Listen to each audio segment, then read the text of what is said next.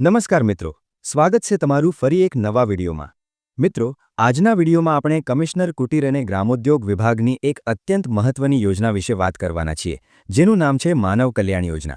આ યોજના અંતર્ગત ગરીબ અને મધ્યમ વર્ગના લોકોને પોતાનો સ્વરોજગાર શરૂ કરવા માટે અલગ અલગ 28 પ્રકારના વ્યવસાયો માટે સાધનોની કિટ એટલે કે ટૂલ કિટ આપવામાં આવે છે. આજના વિડીયોમાં આપણે જાણીશું કે વર્ષ 2024માં આ યોજનાના નવા ફોર્મ ક્યારે ભરાશે, કયા ડોક્યુમેન્ટ્સની જરૂર પડશે અને જે લોકોએ અગાઉ લાભ લીધો છે શું તેઓ ફરીથી અરજી કરી શકે કે નહીં. સંપૂર્ણ માહિતી માટે વિડીયોના અંત સુધી બન્યા રહેજો.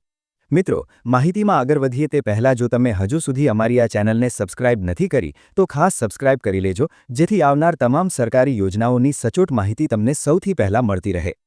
આ યોજનાનો મુખ્ય ઉદ્દેશ્ય આર્થિક રીતે નબળા પરિવારોને પગભર કરવાનો છે. યોજનાનો લાભ લેવા માટે લાભાર્થીની ઉંમર 18થી 60 વર્ષની વચ્ચે હોવી જોઈએ. આ યોજનાનો લાભ ગ્રામ્ય અને શહેરી એમ બંને વિસ્તારના લોકો લઈ શકે છે, જેથી તેઓ નાનો મોટો વ્યવસાય કરીને પોતાના પરિવારનું ગુજરાન ચલાવી શકે. પાત્રતાની વાત કરીએ તો ગ્રામ્ય વિસ્તારના લાભાર્થીઓ માટે જિલ્લા ગ્રામ વિકાસ વિભાગની ગરીબી રેખાની યાદીમાં નામ હોવો જરૂરી છે, એટલે કે 0થી 16 સુધીનો બીપીએલ સ્કોર હોવો જોઈએ. જો તમારી પાસે બીપીએલનો દાખલો નથી અથવા તમારો સ્કોર 16થી વધુ છે તો પણ તમારે મૂંઝાવાની જરૂર નથી. તમે આવકનો દાખલો રજૂ કરીને પણ અરજી કરી શકો છો. આ યોજના માટે વાર્ષિક આવક મર્યાદા ₹6 લાખ સુધીની નક્કી કરવામાં આવી છે. જે પરિવારોની વાર્ષિક આવક 6 લાખ કરતાં ઓછી છે તે તમામ લોકો આ યોજનામાં ઓનલાઈન ફોર્મ ભરી શકશે. આ યોજનામાં લાભ મેળવવા માટે તમારે ઈ-કુટીર એટલે કે ઈ-કુટીર પોર્ટલ પર જઈને ઓનલાઈન અરજી કરવાની રહેશે.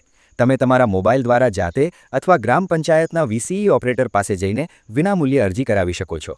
ડોક્યુમેન્ટ્સમાં સૌથી મહત્વનું ઈ-શ્રમ કાર્ડ છે. જો તમારી પાસે ઈ-શ્રમ કાર્ડ નથી તો અત્યારે જ કઢાવી લેજો.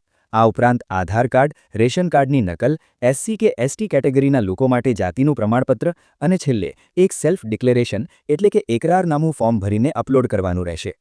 માનવ કલ્યાણ યોજના હેઠળ કયા વ્યવસાય માટે કિટ મળે છે તેના પર નજર કરીએ તો જેમાં મુખ્યત્વે કડિયાકામ, સેન્ટિંગ કામ, વાહન સર્વિસિંગ અને રિપેરિંગ, દરજીકામ, ભરતકામ, beauty parlour, plumber, electric appliance repairing, puncture kit, પાપડ બનાવટ, અથાણા બનાવટ અને દૂધ દહીં વેચનાર જેવા કુલ 28 વ્યવસાયોનો સમાવેશ થાય છે. આમાંથી તમે જે વ્યવસાય કરવા માંગતા હો તેની કિટ મેળવવા માટે તમે અરજી કરી શકો છો. આ કિટ દ્વારા તમે ઘરે બેઠા સારો વ્યવહાર શરૂ કરી શકશો. હવે સૌથી મોટો પ્રશ્ન એ છે કે વર્ષ 2024માં આ યોજનાના નવા ફોર્મ ક્યારે શરૂ થશે. તો મિત્રો, સામાન્ય રીતે દર વર્ષે એપ્રિલ કે મે મહિનામાં એટલે કે ચોથા કે પાંચમા મહિનામાં આ યોજનાની નવી જાહેરાત આવે છે અને ઓનલાઈન ફોર્મ ભરવાની પ્રક્રિયા શરૂ થાય છે. એટલે કે હજુ તમારે અંદાજે 2 થી 2.5 મહિનાની રાહ જોવી પડશે. ત્યાં સુધીમાં તમારે ઉપર જણાવેલા તમામ ડોક્યુમેન્ટ્સ તૈયાર રાખવા વિનંતી.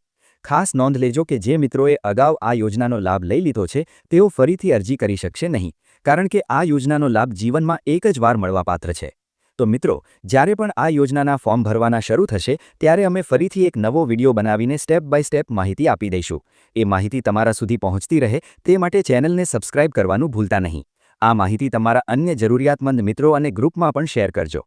ફરી મળીશું એક નવા વિડીયોમાં. ત્યાં સુધી રજા આપશો. આભાર.